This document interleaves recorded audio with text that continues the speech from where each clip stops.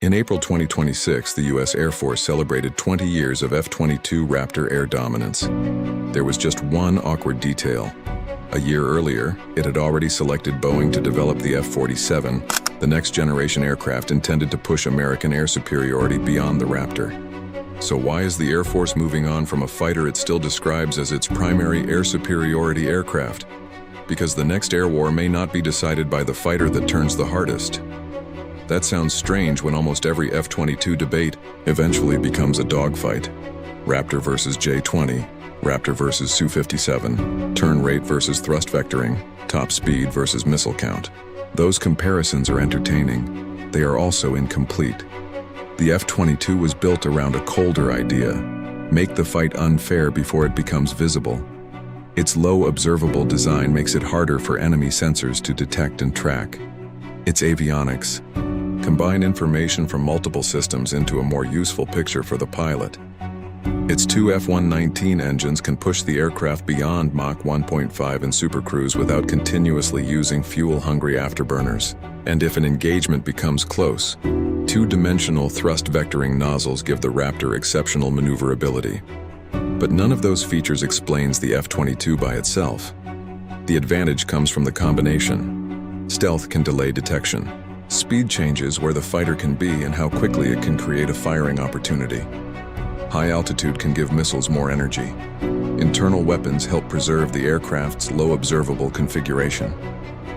Sensor fusion reduces the time a pilot spends assembling separate pieces of information. The Air Force has long summarized the philosophy in one ruthless sequence: first look, first shot, first kill. In plain English, see the other aircraft first, understand the picture first, launch first, and avoid giving the opponent a fair chance to answer. That is why the F-22 became the benchmark. It was not designed merely to be a better dogfighter. It was designed to control the beginning of the engagement. But the Raptor has a weakness no amount of thrust vectoring can solve: time. The last production F-22 was delivered in 2012, ending a run capped at 187 aircraft. The Air Force continues modernizing the fleet, including investments in improved sensors, but modernization cannot create new Raptors. Every surviving F-22 belongs to a finite force and in a long conflict. Maintenance, availability, and the ability to replace losses matter almost as much as the performance of one aircraft. That leads directly to China. The easiest way to dismiss the J-20 is to call it a copy. The more useful way to study it is to ask what problem China built it to solve. The Pentagon describes the J-20 as an advanced fifth-generation fighter and says China's growing inventory of J-20s and other advanced aircraft is increasing the PLA's standoff capability. More importantly, the J-20 does not have to become an exact Chinese version of the F-22 to threaten American air power, because China is building a network around it. A J-20 can operate as part of a wider system that includes fighters, ground sensors, airborne early warning aircraft such as the KJ-500, long-range air-to-air weapons, electronic warfare, and command and control networks. In that environment, the most dangerous sensor may not even be on the aircraft launching the missile. Now the question changes. Not, can one J-20 outturn one F-22? Instead, which side detects the other first? Which side can pass targeting information faster? Which side can protect its tankers and airborne radar aircraft? Which side can launch from farther away? And which network keeps functioning after the enemy starts jamming, shooting, and destroying pieces of it? That is a much harder contest than a one-versus-one dogfight. China has also displayed concepts involving a two-seat J-20 controlling uncrewed wingmen, while its missile industry continues developing long-range air-to-air weapons. Some of those future capabilities remain aspirational, and many of the details are classified. But the direction is important. The fighter is becoming a node inside a larger combat system. This is also why confident internet claims about exact stealth rankings deserve skepticism.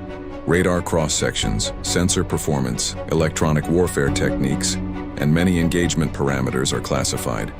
We know the F-22 and J-20 were designed with low observability in mind. Public information is not enough to calculate a guaranteed winner. Then there is Russia's Su-57.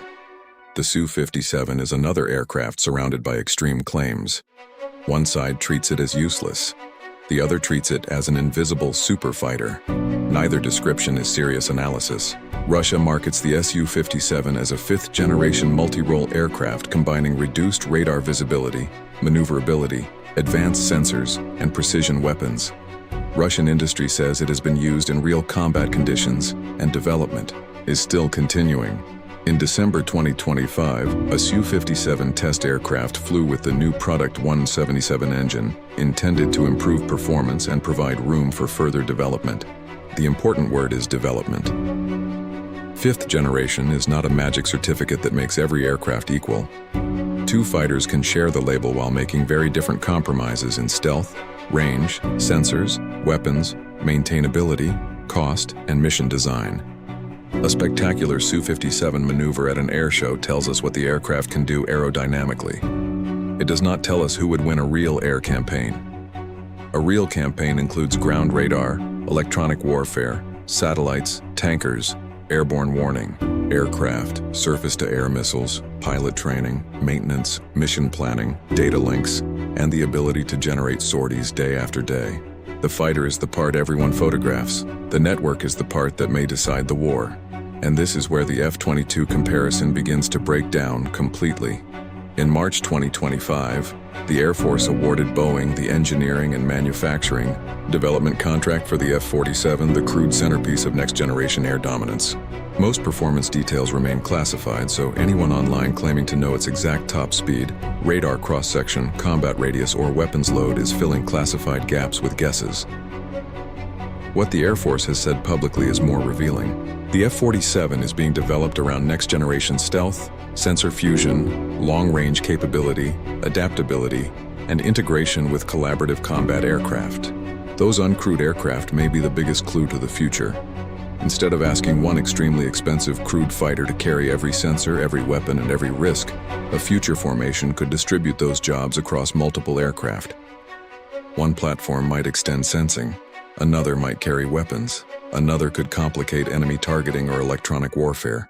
Losing an uncrewed aircraft would also be very different from losing a pilot, and this is no longer just concept art. In July 2026, an Air Force YFQ-44A collaborative combat aircraft fired a live AIM-120 air-to-air missile at a digital target during testing. The Air Force specifically emphasized that human oversight remained part of weapon release. That single test reveals how much the conversation is changing. Imagine comparing two fighters by missile count when one crewed aircraft may eventually cooperate with several uncrewed aircraft carrying additional sensors or weapons. Imagine trying to calculate a turning circle advantage when the threat is coming from multiple directions. Imagine shooting down the aircraft you can see, only to discover it was not the aircraft making the most important decision. China appears to be moving toward the same problem. The Pentagon reported that two Chinese companies conducted initial flights of two separate sixth-generation prototype aircraft in December 2024. Their real capabilities remain uncertain, and the Pentagon describes the programs as early in development, assessing that Chinese sixth-generation aircraft could become operational around 2035. But the same report says such aircraft could eventually guide uncrewed systems in combat. So the race is no longer simply F-22 versus J-20 versus Su-57. It is becoming a race between architectures. The F-22 proved that stealth, speed, sensors, and information could let a fighter shape an engagement before visual contact.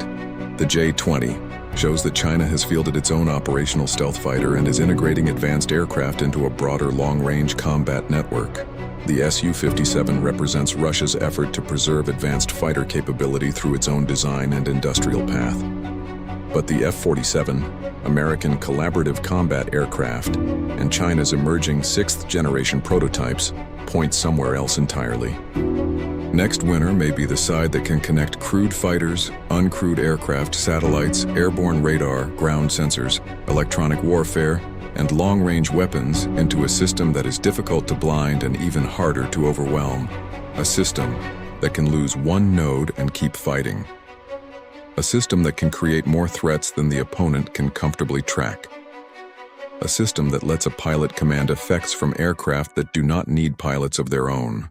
And that explains the paradox at the center of the F-22. America is not moving beyond the Raptor because its core philosophy failed. It is moving beyond it because that philosophy worked.